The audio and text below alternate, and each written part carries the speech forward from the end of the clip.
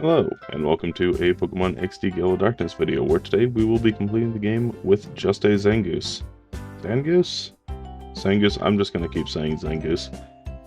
Anyway, this is a viewer suggestion, and I do think that Zangoose is going to do fairly well, but I do think it's going to struggle just a little bit, and I think that's mostly due to its stats, and that's because it has 73 HP, 115 attack, 60 defense, 60 special attack, 60 special defense, and 90 speed, and gets access to many normal type moves, as well as a lot of coverage with electric, fire, grass, ice, dark, fighting, even bug and ghost as well, which could come in handy.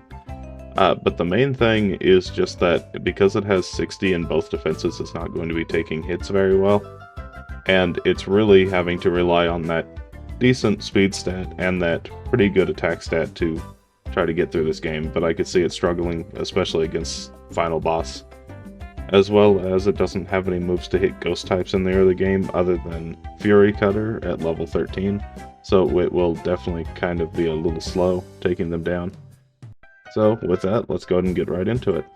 Our Zangoose in particular has a calm nature, raising its special defense but lowering its attack stat. Okay, so not all that great, but if it can survive hits a little bit better, I could see it being okay at best.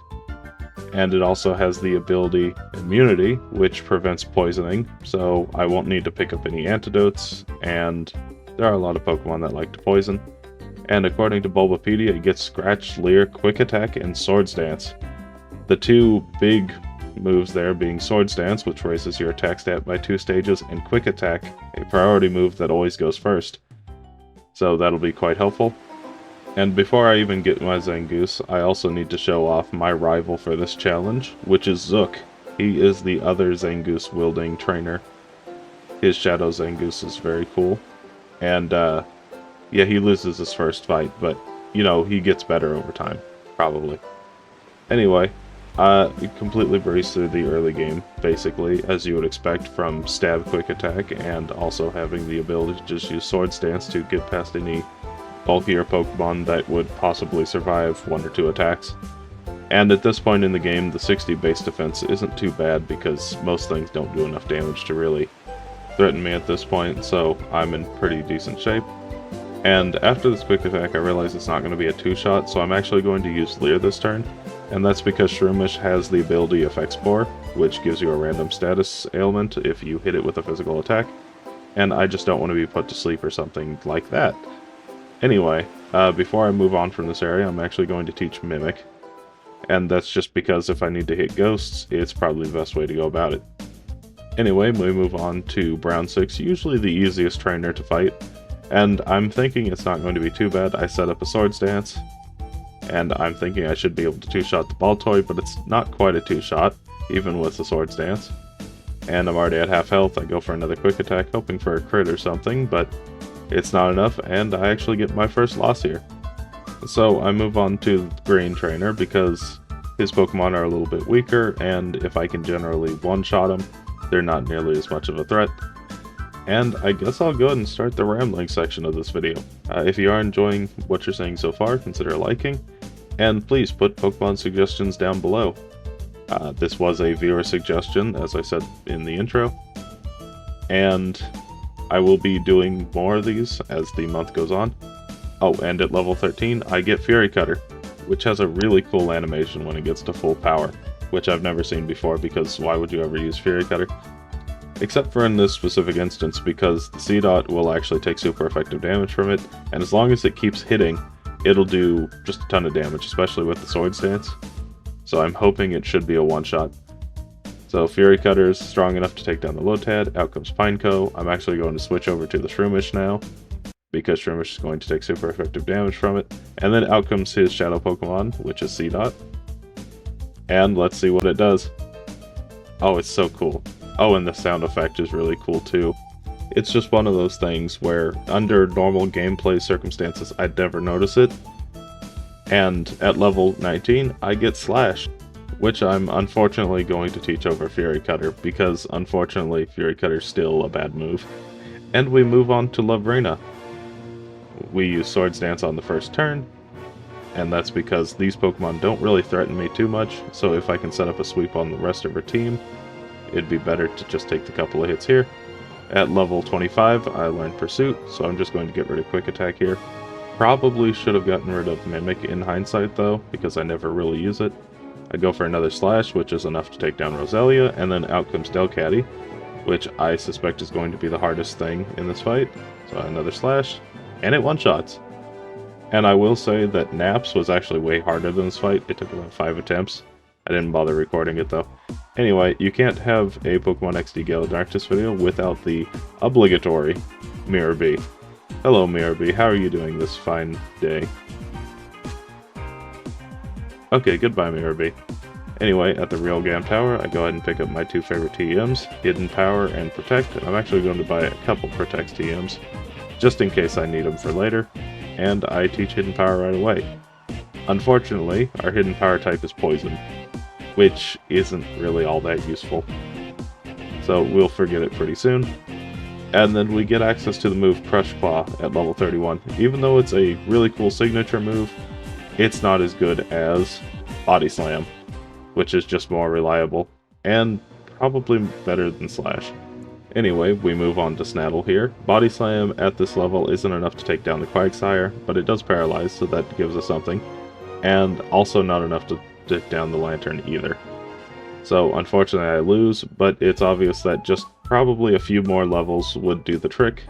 So I go to Mount Battle to go level up. And I come back to the battle at level 40, which is not too much higher.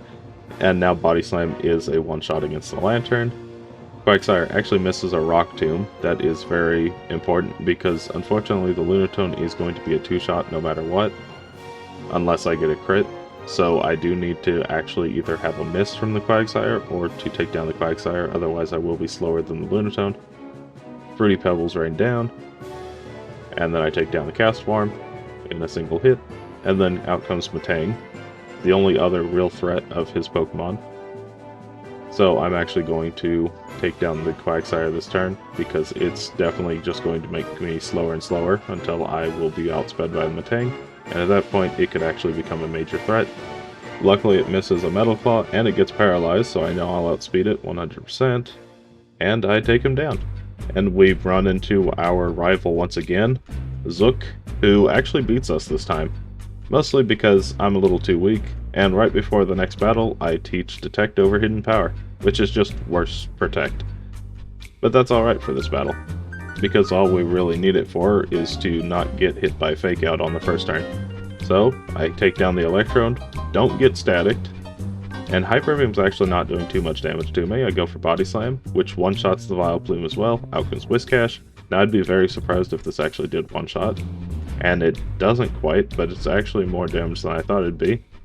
And because the Whiscash used Hyper Beam, I take down the Nuzleaf, because it's going to be recharging this turn. And I use a Pursuit to finish it off, just to save on a little bit of PP in case the Skarmory actually takes quite a few hits, which it looks like it'll be about a 3-shot. Hyper Beam comes out, doing about half of what I had left, but not enough to take me down, and I beat Gonzep on the first attempt. At the other side of his base, he gives us the Shadow Ball TM, which I'm going to teach over Pursuit. And we move on to Zook once again, and this time is the actual winning battle. Now, at this point, I was really contemplating whether or not I should actually switch our Zangoose, because his Zangoose will probably have a better nature, and on top of that, it has a few extra moves that could come in handy. But I decided it's not really worth it to even bother catching it, because it has the Silk Scarf, which could be quite handy because it raises all normal moves by 10%. But at this point in the game, I already have leftovers, which I think will just be more useful anyway. So I decided to just take it down, and this will be the last time we fight Zook. So we move on to Gorgon, and use Body Slam into the Celio, which is taken down in a single hit. Out comes Slowking, and I go for Shadow Ball to take it down. And then out comes Ursaring, which isn't really that big of a threat because I know I can one-shot it as well. So I go for Body Slam to take it down. And then out comes his first Shadow Pokemon, Primeape, which should also just be a one-shot. And I'm surprised this Lairon is hitting so many Iron Tails in a row. It's only 75% accurate. Anyway, I take down the Primeape, Out comes Hypno. And another Iron Tail hits. Luckily it hasn't lowered my defense yet. Okay, maybe I spoke a little too soon. Go for another Detect just to heal up a bit. Shadow Ball should take down the Hypno in a single hit. And now it's just the Laron, who is very tanky. So I do need to heal up as much as I can here. I go for Shadow Ball. And get a crit, luckily. I'm not sure if I needed it, but it might have actually saved me. Yeah, it looks to have probably been about a 4-shot, so had I not got that crit, there's a good chance I would have lost. But I beat him on the first attempt, and Zangoose is actually doing really well. It's on track to have an S-tier placement at the moment, so if he can keep this momentum going into the final area, it should probably do very well. Anyway, at this point, I decide to get rid of Swords Dance. Even though it's really good, at this point my attack's already good enough, and I replace it with Ice Beam and go into the fight against Lavrina. So he leads with a Gorbis and a Gardevoir, and because I'm a male, I need to take down the Gorbis immediately because it'll just use Attract on me, and be very annoying. And then I go for Detect just to heal up a little bit. Before this next turn, I take down the Gardevoir, and unfortunately that does mean I will be Leech Seeded by the Roselia, but it actually misses. Okay, well that's quite nice. I use Ice Beam to take down the Farfetch'd, and this was the reason I taught Ice Beam, was because of the Altaria here. If I can guarantee it's a one-shot, it's not that big of a threat. So I take it down. Roselia gets a little bit of damage in, and some Leech Seed, but it's not enough to do anything, and I take it down, which is Lavrina on the first attempt. And I ran into the only other required Zangoose, which is against this trainer. So goodbye, other Zangoose. Anyway, I move on to Snaddle at the top of the mountain. He leads with a Quagsire and a Metang, and I take down the Quagsire, get a crit, but I'm not sure if it mattered. Metang uses Psychic, doing very little damage. I go for Detect just to heal up what I can, and then a Body Slam to do about half to the Scizor. It gets paralyzed, which is really nice. So at this point, I think it's probably best to swap targets. I go for the Metang now, and Scizor actually gets paralyzed twice in a row, which is nice. I use Shadow Ball to take it down, and then out comes the Solrock, which is his first Shadow Pokemon, and will set up Shadow Sky on the first turn if I don't take it down. So I need to do so. And it goes down in a single hit. Out comes Castform. Another Paralyze on Scizor. Castform gets taken down, and now Starmie. There is a chance that I am outsped here, but I think it's not very likely. And I take it down in a single hit, with a crit, but I don't think that was necessary at all. Scizor actually gets a defense boost and a critical hit, so it was definitely trying to fight back, but it was all in vain, and I beat Snaddle on the first attempt. I move on to Ardos, who leads with a Shadow Swallow and Alakazam, and I decide to take down the Alakazam first, because sometimes Swallow will do funny things. So it sets up Shadow Sky on the first attempt. I go for Detect here, and it actually does it this time. It uses Shadow half, cutting its own HP in half as well as its partner's, and it can't act the next turn, so I decide to take down the Kingdra now. And then out comes Heracross, which it could be a threat because it does have Brick Break, so I need to take it down as quick as possible. Out comes Electabuzz, and it goes for another Shadow half, a little unfortunate, but that's alright. Fruity Pebbles rain down, and I go for Ice Beam on the Electabuzz, which actually does take it down, and I outspeed as long as I don't get hit by a Rock Tomb, as I learned in the second attempt. And that's because I use Body Slam into the Snorlax. It's not quite a one-shot, don't get a paralysis, and Shadow End hits and crits.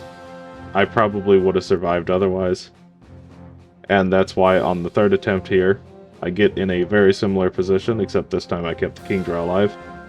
And actually, I would have survived a Shadow End on very low health, but probably enough to have won anyway. Body Slam takes it down.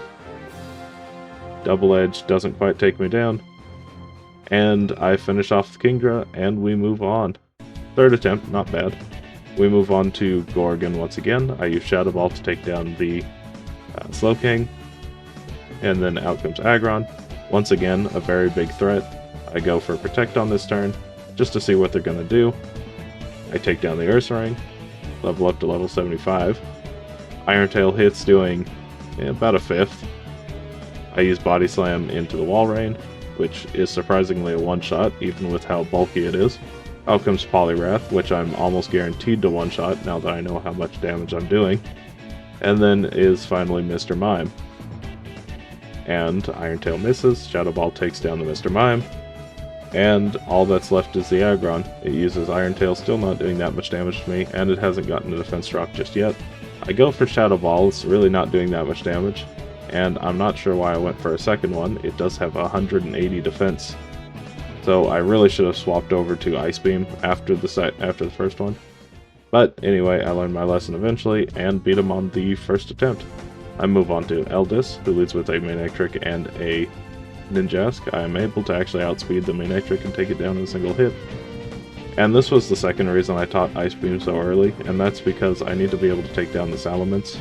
And even with its bad base 60 special attack, it should be good enough to one-shot it. And I get a crit, so I will never know. And the other Pokemon is Flygon, which could also be helpful here. Oh, and I also taught Protect before this. I'm not sure if it really mattered, but it was just something. Ice Beam actually does take down the Flygon in a single hit as well. And then out comes Marowak. Now this thing could definitely be a huge threat, especially if I'm not able to one-shot it. I decide to go for Body Slam and get a crit and take it down. Okay, that actually might have mattered.